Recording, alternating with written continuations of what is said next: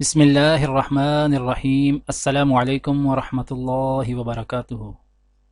آج کی آیت سورۃ البقرہ، آیت نمبر 131۔ اعوذ باللہ من الشیطان الرجیم۔ اذ قال له ربه اسلم قال اسلمت لرب العالمین۔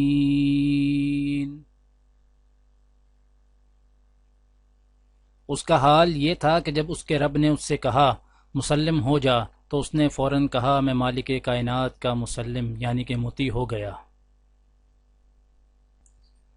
آج کی دعا، ربی حب لی من لدنک ذریۃ طیبہ انک سمیع الدعاء۔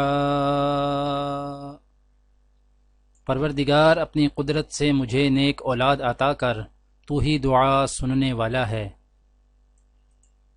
آج کی حدیث، حضرت ابو ہریرہ رضی اللہ تعالی عنہ روایت کرتے ہیں کہ رسول اللہ صلی اللہ علیہ وآلہ وسلم نے فرمایا، بدگمانی سے بچتے رہو۔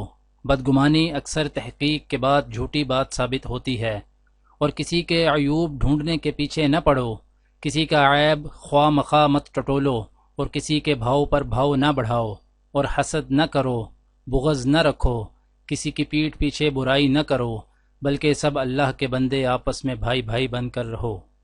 دعا ہے کہ اللہ تعالی دنیا اور آخرت کی تمام بھلائیاں عطا کرے، عمل کی توفیق دے۔ سبحان ربک رب العزت عما یصفون وسلام علی المرسلین والحمد للہ رب العالمین، آمین۔